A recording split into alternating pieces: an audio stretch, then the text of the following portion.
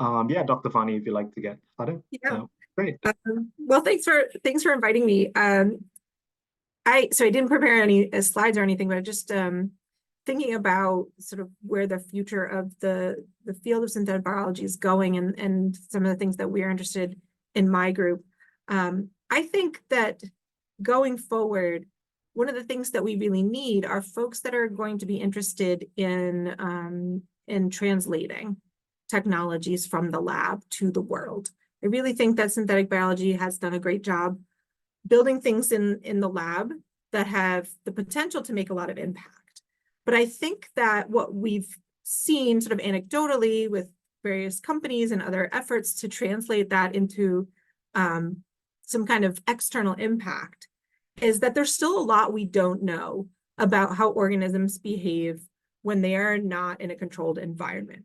There's still a lot that we don't know about how an engineered bacteria is going to, for example, engraft into a soil microbial community, and how that will affect its function of engineered genetic circuits, how epigenetic changes might be affecting those genetic circuits, what the long-term function of those organisms is in an external environment.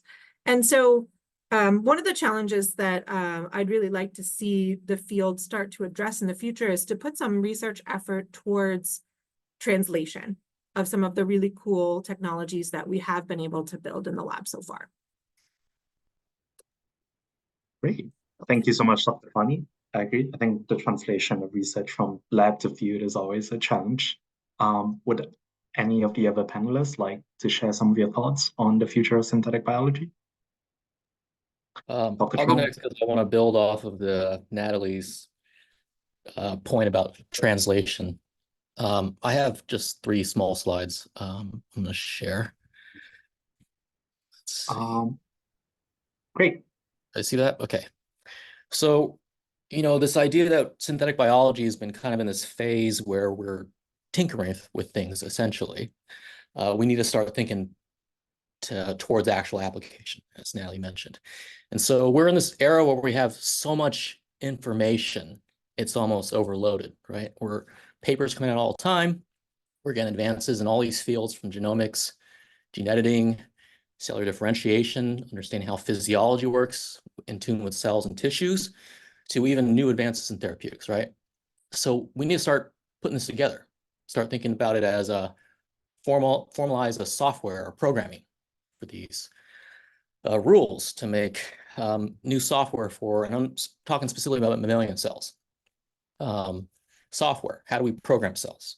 How do we interface it with nature while working with it? And then how do we do these things in actual clinical grade things, cells, not just cell lines, cells that actually could be used for clinical translation after we actually publish. And so the goal is to get cells that go beyond what we see in nature, but working with it, right? And so at least in my group, we think about this with a technology called genome writing. So it's thinking about larger scale parts of the genome, writing out sections, not just editing small pieces. So thinking beyond just one gene at a time, and incorporating this into how we turn stem cells into different cell types. I mean, we can now start thinking about how they work together in consortia, and using these as ways to tune biologics. And so at least with how we approach this, so we can get beyond what the limitations is, we build this in something we call an off-the-shelf cell. This can be matched to any person's immune system. We can then make cell types, freeze them down, continue to upgrade and edit them to make them safer and more efficacious. So I think combining a lot of different fields is going to open up the possibilities. At least that's where I'm trying to take things. It's going to take a while, I would say. Well, sounds like a very worthy pursuit that different panelists are working on from different directions. Great. Would Dr. Del Valle or Dr. Toparlak, if either of you would like to share your thoughts? I think you can go first. Okay, that sounds good. So I think we can divide the future of synthetic biology in like two main areas. So one of them is tool development and the other is applications. So for tool development, I think the thing that it's going to come in the next decade, it's going to be this interface between synthetic biology and AI and machine learning, which is going to drastically accelerate the design, build, test, and learn cycle for a lot of the different genetic pieces that we have available for making our genetic constructs. And this is going to have implications in terms of how we are engineering DNA, but also translating to more tools that are focused on RNA technology as well as proteins, which is something that we are starting to see already. This is also going to be useful for moving tools that work really well in model organisms to non-model organisms. And I expect that there is going to be an expansion of synthetic biology in plants as well as fungi, and not only focusing on one organism, but also engineering communities. Now, all these different tools, of course, are going to be very useful for different types of applications. And the way that I see the future of synthetic biology is like in two main, well, there are several areas, but I'll focus on only two. One of them is circular bioeconomy. So I think there is going to be a lot on how we optimize the use of different renewable resources. So for example, how we can use synthetic biology in order to enhance, the storage and generation of different, electricity from renewable sources, for example. How we can minimize waste, by enabling this type of sustainable bio-based production of different plastics or chemicals, produce different commodity chemicals from waste, and by upcycling different processes. And then, of course, you have, sustainability applications, which will be things like, for example, in lowering greenhouse gas emissions from fruit production, or different type of food or materials that you could create in order to reduce or prevent, waste. And then the other main area, which is what I focus on my research, is ecosystem engineering. And for ecosystem engineering, there are a lot of different things that you can do with these new tools that are going to be developed. So first of all, you have things like, for example, engineering ecosystems, especially related with food, agriculture, and also the bioenergy sector, for making them resilient to changes in the environment. Another thing is monitoring tools. So how can you start sensing and reporting, as Dr. Farny was saying, in situ, translating these things so they work for monitoring in the field, so they can tell us about the health of our plants and soils, as well as using synthetic biology to improve ecosystem engineering services, like, for example, carbon sequestration. Great. Thank you so much, Dr. Del Valle. Yeah, I agree that I think the advent of AI presents a lot of opportunities, possibly challenges to the field as well. And I think a lot of these environmental applications are quite worth examining in the context of the issues we currently face. Okay, Dr. Toparlak, if you'd like to share your thoughts. Yeah, of course. Thank you very much for inviting me for the panel. So I think everybody has summarized really good points, and actually they basically touched the points that I already wanted to touch at the beginning. So I think the field has done since the early 2000s, if you want to address it up to the 90s, I think we have come so far enough to make the original idea of standardization of the biological parts. I think we can pick up almost off the shelf that just like plug it in a bacteria or in any other mammalian system that more or less that we expect how it will work. So I think that part has been, the goal of the founding fathers has been achieved. Now it's really time to translation. How are we going to make something really useful that is also interested to the governments, but at the same time the companies? How are they going to make money out of this? I think this has been one of the issues, but I think it is getting even more and more pressing, because I remember this was even like in 2010, like it was really a big debate. So we have been giving like a lot of funding and grants and everything. So where is the output of this? There are a lot of symbio companies that are claiming, but where is this translatability coming from? I think that whenever we have as academics stressed and we have the spin-offs, and I think it's going to be fixed up in the next 10 to 15 years, we will be seeing a lot of successful companies on that front. And from that regard, I also see the success of the mRNA vaccine and the delivery systems have opening up the synthetic biology to the society to the great extent. And in that regard, I think a lot of different applications, such as David has also pointed out, like using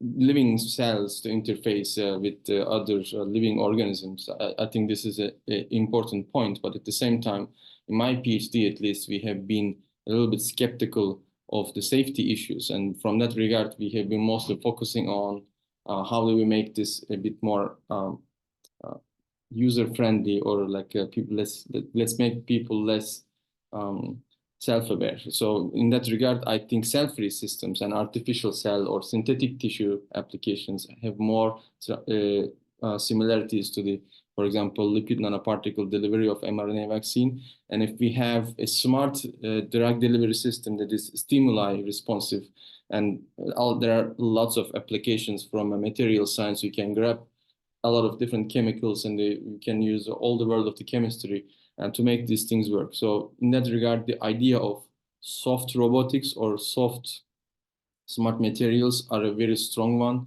And I think in the next 10 to 15 years, we have been more and more hearing about this. And obviously, AI is one of these things. Also, a third point that I see as a future of synthetic biology that probably put some of us out of job, or we have to adapt in a very innovative ways, I suppose. But since this is not my specific expertise, I rather not to talk about it, but I just wanted to point out. And as a personal dream, or if you want to say like a career goal, I would like to see a real fundamental synthetic biology or synthetic chemistry application as creation or making a truly self-functioning and evolvable artificial cell or protocell or a synthetic cell or this type of cell.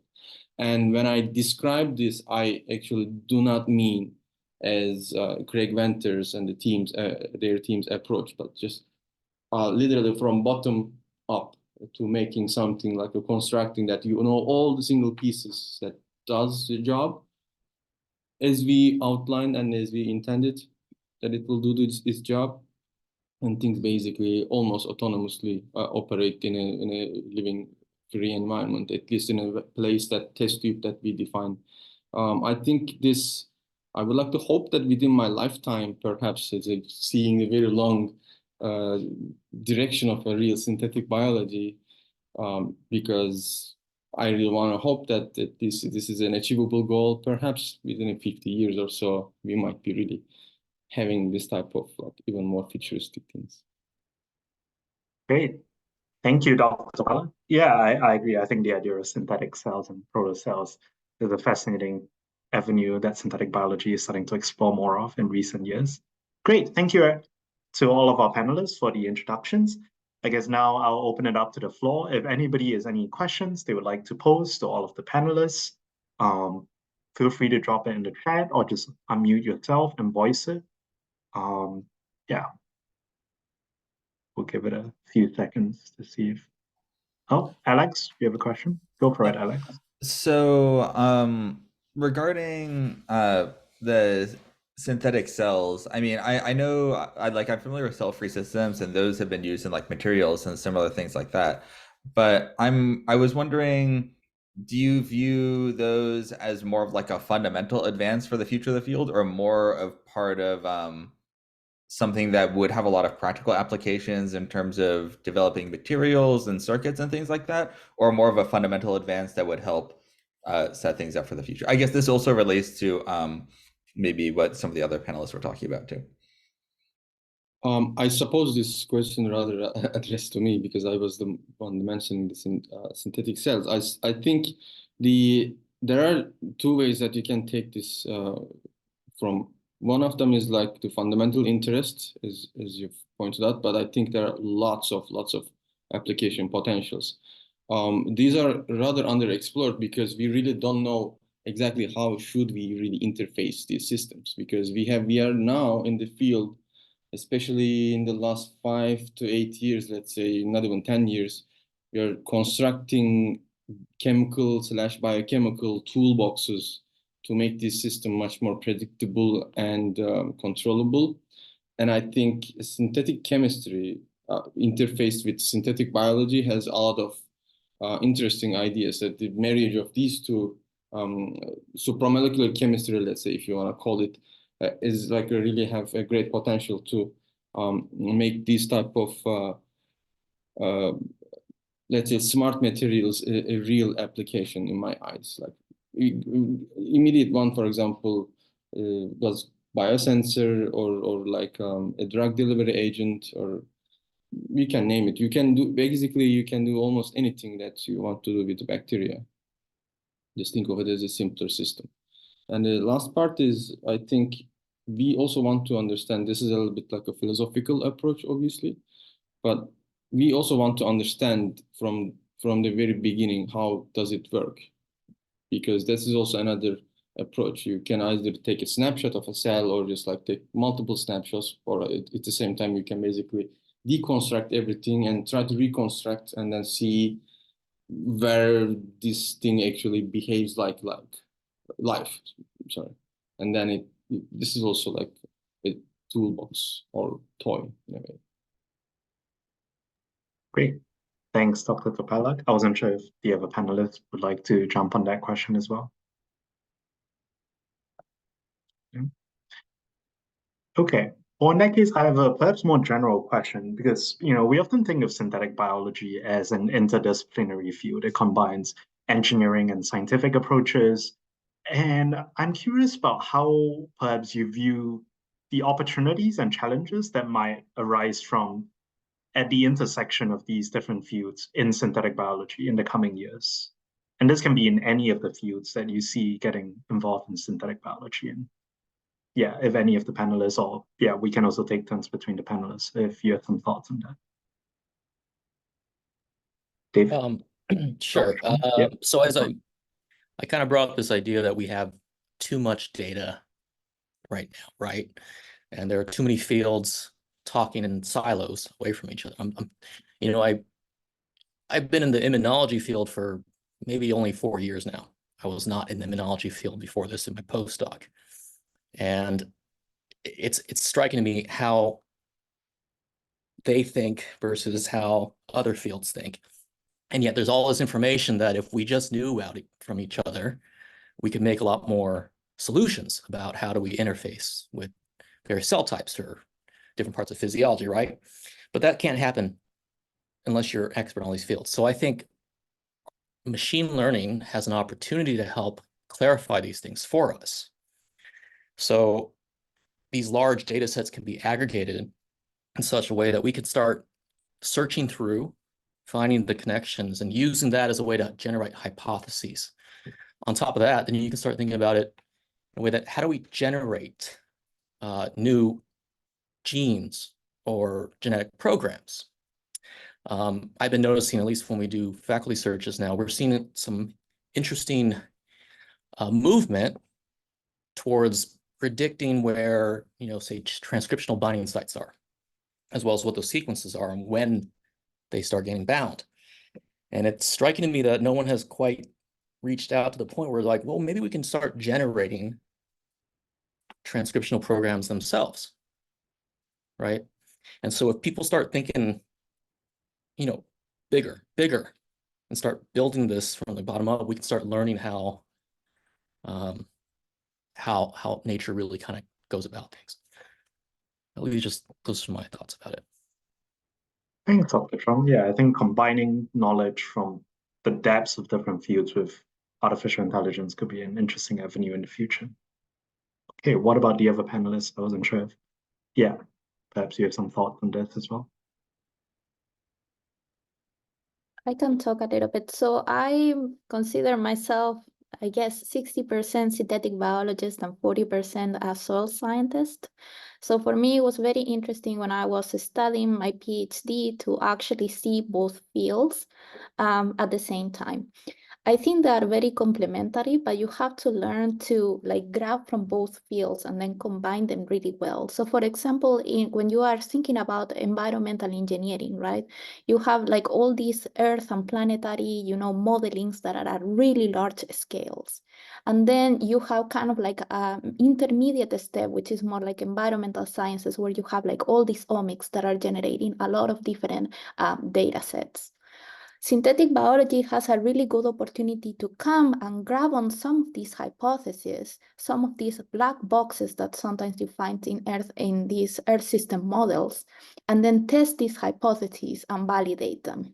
But you need good communication between the different scales between lab, greenhouse, and then field, in order to make it useful for each one of the disciplines. And that's kind of like the hard challenge, I think, how to design these experiments so they are translatable across these scales that can be spatial scales, but also temporal. So that brings challenges for synthetic biology tools as well, because usually the timescales for those experiments are much more constrained than, for example, for Earth system relevant processes, which can happen in like decades to millions of years. I think that's a great point about the spatial temporal scales of synthetic biology that we conventionally think of can be quite different from some of these other processes in nature. Dr. Farny and Dr. Toparlak, I wasn't sure if you'd like to add on to what he said. My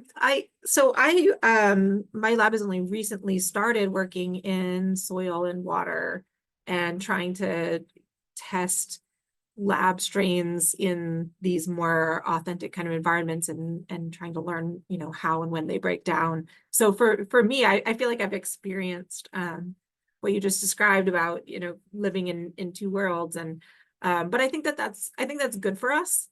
I think that, and I think one of the things that I like about the synthetic biology community is that there is space for that and there's tolerance for that. Whereas in some other fields, if you don't know exactly, the way that things have always been done, it's a bit of a barrier. So I think that's part of what I like about being part of this community, is that there's a space for that. And it's okay if people, as David just said too, he's only been an immunologist for 4 years. Okay, that's okay in synthetic biology, right?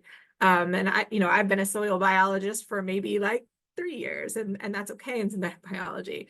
And I think we need that, that part of why this field is the one that's going to break through these barriers, I think, is because we're willing to step into these different realms. And I think it's great. Great. Yeah, I think it's definitely definitely a positive of the synthetic biology view that we're willing to embrace a lot of these changes and newness, perhaps as a result of how young the field is. Dr. Toparlak, I wasn't sure if I totally agree, because I personally started my career as a biology, and then I moved to chemical engineering, and then I'm doing chemistry. And from that regard, I have always seen the shift, a little bit of resistance, but at the end of the day, it's always fun, and like I learn and I combine all these like expertise from different fields. As David also pointed out, it's a completely different set of thinking. And once you have established a diverse team of different people, and then you can basically get these ideas distilled and then make something out of it. I think it is going to be it is already, and it is going to be even more strength of the synthetic biology, because our foundation is, in fact, if you think about it, there is no description or very much agreed upon definition of even synthetic biology. You go to ask biologist or molecular biologist, they will say something. You go ask like engineer, they will say something. And everybody, it's been debated. I don't know if there is any agreement at the moment, but we just like, I heard a couple of times like people saying like, we have been doing something interesting, tinkering with the systems, but then we noticed that this was called synthetic biology.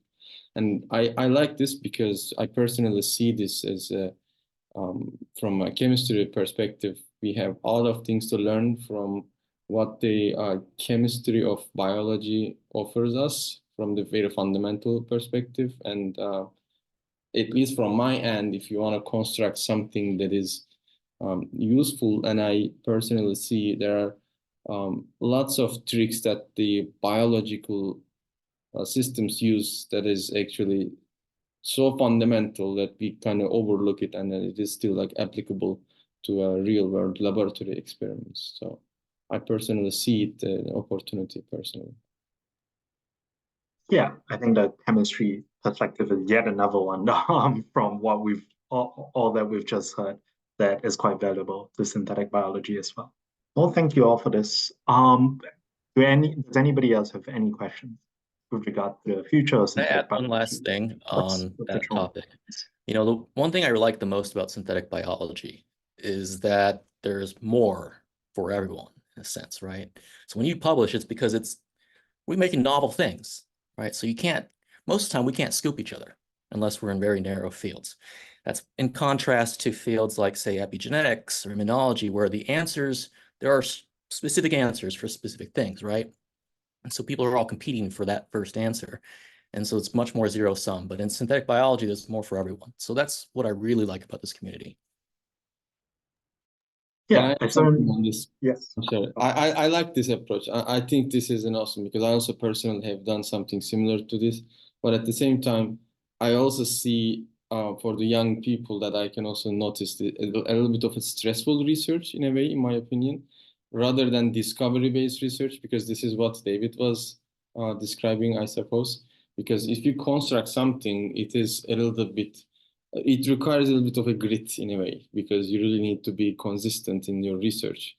But serendipitous discovery of, for example, like in the field of epigenetics, I'm not saying it is easy. Obviously, nothing is easy, but at the same time, in SynBio, it is most often not. There is no of like, oh, I stumbled upon something that was interesting and I pursued it, and then it generated like 10 years of data for me, and I just like make a faculty out of it. A little bit of a double-edged sword, in my opinion. Yeah, I do hope the collaborative and relatively perhaps open nature of synthetic biology can persist in our field. All right, any questions from anybody else? So I have another question, or I guess topic of discussion, since I know that AI was brought up a little bit earlier, but it seems to me that there's some really incredible tools coming out of some of that, like if we look at AlphaFold 2 and that sort of thing, where now we can, predict things like protein structure very well.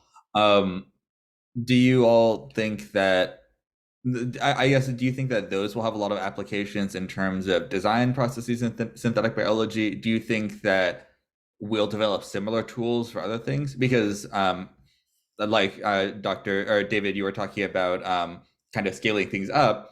Do you think that we would be able to develop those sort of AI tools for, like, say, a whole genetic circuit or something, for just designing it from scratch? I don't like, just, do you think that this is something where the field would be going, or in general about various AI tools? So that's fairly open, but I mean, I think it should. That's what I'll say. And I certainly see some advances on the edges where it's like people are just on the cusp. Like, advances don't happen because someone's necessarily pushing it. It's because it's in the air. People are having these ideas kind of trickling in, and it's a group of us, right?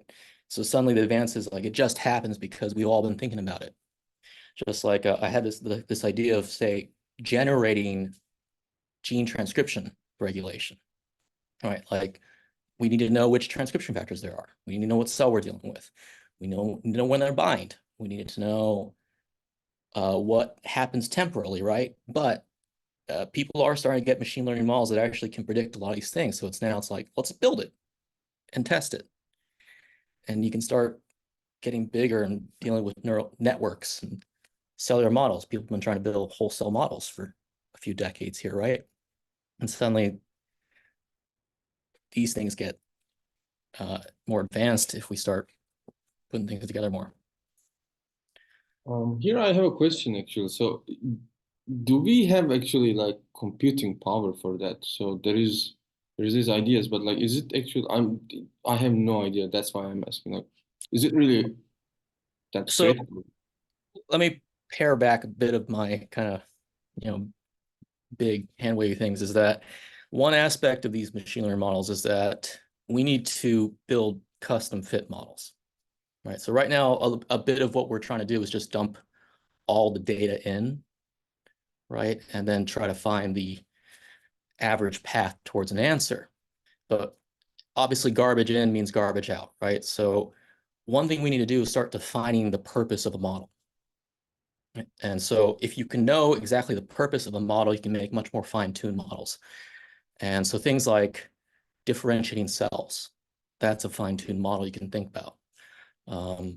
Making transcription programs, that's a fine-tuned model.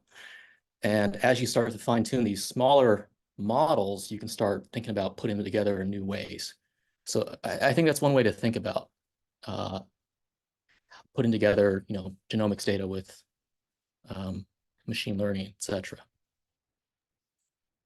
Which reduces computing power. So Go for it, Dr. Del Valle.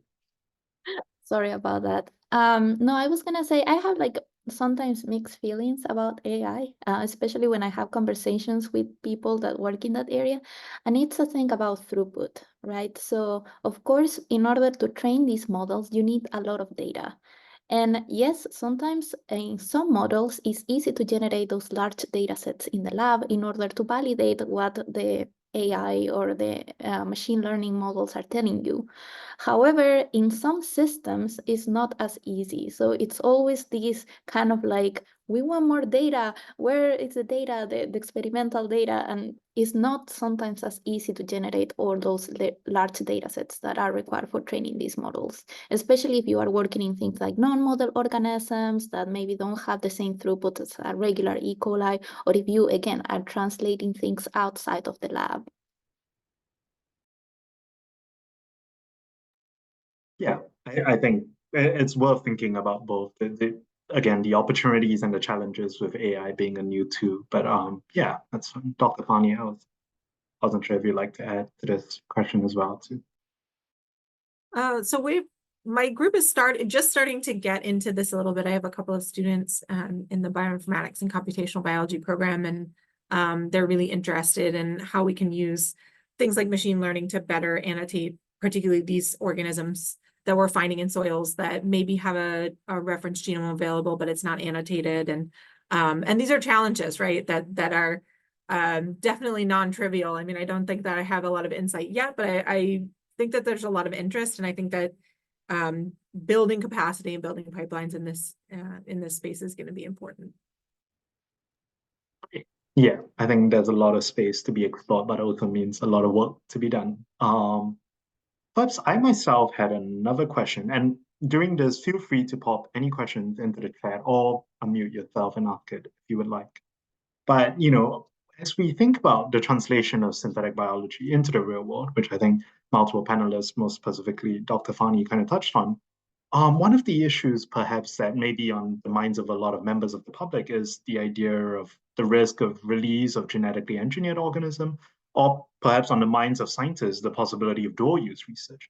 What are some strategies that you see in the future that could help us mitigate some of these risks?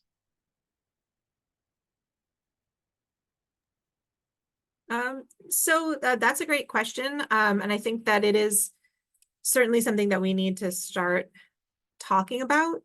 I think, first of all, there are already organisms that a synthetic biologist might consider to be engineered, but that according to EPA or FDA regulations fit under safe release, right? And so a lot of the definitions that are out there about what's an engineered organism, what isn't, are sort of in that gray space.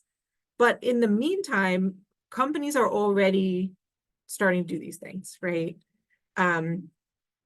So there are products on the market where there have been manipulations of some kind to genomes. So I think it's about starting to grow some awareness in the synthetic biology community about how these things are defined externally, how these things are regulated externally. I know it's been, and I still wouldn't even consider myself an expert on this, but even just starting to look into these different things and understand what it means and why it makes a difference to the EPA if it's edited this way and not that way. That's something that we're going to need to do in order to get to this place of translatability. That being said, I think we have a lot of tools at our disposal that we can use to better understand the real risks and to put some actual research effort into building risk mitigation strategies and actually testing organisms in release-like situations to see how these scenarios play themselves out, right? I think we have a lot of imagined and projected risks that are going to be really different than the actual risks. And I think that that's been the case throughout human history, right? We think we know what would happen and we think we know what we're afraid of, but it's always these unforeseen things that ultimately are more impactful down the road. So some of the work that I think we need to continue to do in our field and that we need to grow is how do we build models, computational models, but also laboratory scale models that allow us to do a better job of not guessing the risk in advance, but observing the evolution of an organism in a release-like situation and learning from that information about what actual risks versus perceived risks would be. So I think we need to invest a little in that type of research. Great. Thanks, Dr. Farny. Yeah, I agree that there's more research to be done there. For sure, Dr. Toparlak. I think we can. This is a really nice question. I like it because I think there are multiple ways of taking it. One of the big issues, elephant in the room, probably is like lab safety. Like if we do everything properly, I don't think that it should be any issue specifically. But if we really intentionally put things out, then there are other routes like kill switches, or for example, like very specifically speaking, like a bacteria that doesn't work, and you engineer it so heavily, so much so that the probabilistically speaking that it is so low. This is the classic idea, but I personally like taking this even further step. The orthogonal translational systems, that bacterial system, for example, you have a genetically engineered system that relies only on certain input that really doesn't do that. This thing doesn't exist in nature. For example, Jason Chin or George Church's approaches. There are a couple of recent papers from these laboratories that are specifically addressing this issue. Their organisms are basically relying on different ribosomal system, so that like they basically right off the bat eliminate this problem, at least according to them. That's one thing. And I personally, other option as seeing this is not use the cells to begin with. You don't take the risk, but obviously this is also along the road. I am personally scared of bacteria, not because they are pathogenic or something, but at the same time they rather evolve quite fast. And yeah, I think lab safety, of course, is an important component even beyond intentional release. Unintentional release is something perhaps that sometimes we miss out on too. Thanks, Dr. Truong and Dr. Del Valle. I wasn't sure if you guys would like to jump in on this question. Okay, go for it, Dr. Del Valle. Yeah, I think there has been a lot of research done in the past couple of years regarding biocontainment strategies. And I think we can all agree that none of them has been quite successful just yet. Systems in terms of auxotrophy, orthogonal system, like were mentioned, things toxic, antitoxin, and every cells just want to live. So ultimately, they're just going to mutate all of them. So I think people are starting to switch strategies nowadays. Again, things like cell-free systems that work in some applications could be one potential strategy. But also, I think there is a need for investing in monitoring systems, like trying to see whether, okay, if there was a problem with biocontainment, how spread out would be, what could be mitigation strategies that we could potentially have.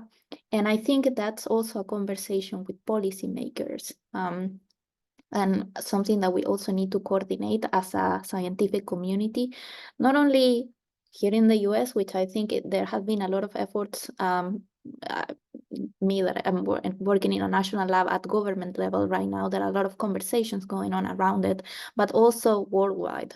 We need to coordinate on these different aspects of biosecurity. Thank you. And Dr. Truong, I wasn't sure if... Sure. Everybody else talked about, a lot of other model organisms that could be released, which are, to the public, relatively scary. I'm going to speak towards at least my area, which in some ways can kind of have an ick factor. This idea that you can write genomes, especially the human genome. It's gotten me in trouble somewhat, depending on the grants I send it to. So we have to be very careful, at least in my community, about defining exactly what we're doing it for.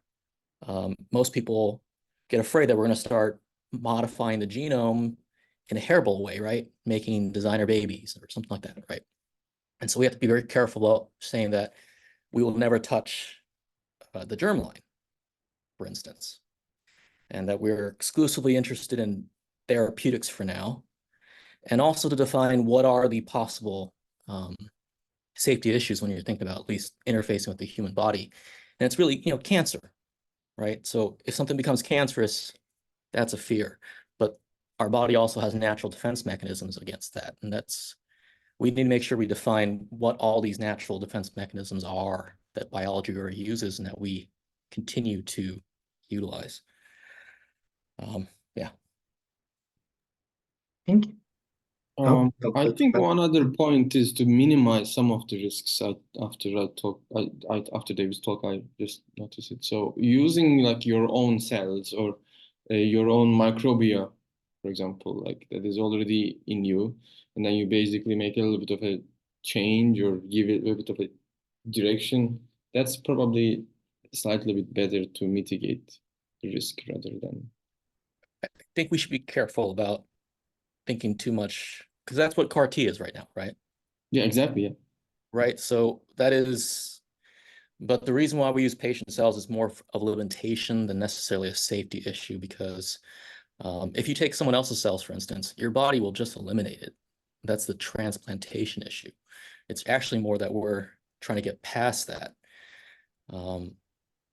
at least with mammalian cells. I think I would emphasize not getting too hung up on using patient cells. That's just my opinion. But thank you for bringing up the point. Thank you. Again, I wasn't sure if there are any other questions from our audience. I know we have a slightly smaller audience today. If not, perhaps one final point that I was thinking about personally is just, a lot of people, synthetic biology can be defined in many ways, which I think has been brought up earlier in this session. But one of the common aspects of it that people think of is the construction of genetic circuits, which have a wide range of purposes. So perhaps I'm curious about your thoughts on where you see genetic circuits going in the next few years, or even the next decade or so, and what additional applications or perhaps additional kinds of circuitry that might be constructed or that you would love to see constructed.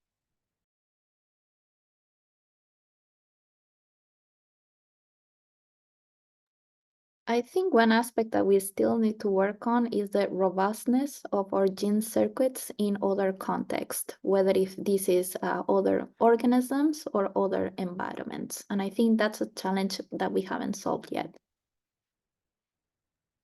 Yeah, I think porting it into different organisms and different non-ideal environments, that's definitely quite important. I think also touches on Dr. Farny's earlier point about translating synthetic biology across different environments. Yeah.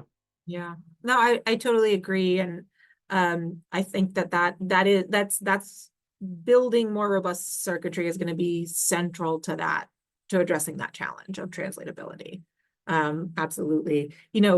It's hard for me to envision like what kind of additional parts we might use, or if there are systems that we're not yet taking advantage of that we could perhaps take advantage of. But I think this is also a place where things like AI and machine learning and our ability to manipulate large data sets can help us to ask these questions of data that already exist. I mean, how many RNA-seq data sets are there for various bacterial strains that are already out there sitting in databases. If we can do meta-analyses of these expression profiles, we can find sets of genes and parts that are robust to changes by combining the power of these various existing data that are already out there. And so I do think that that part of the challenge of building new circuits and thinking about circuits in new ways that will increase robustness will have to do with leveraging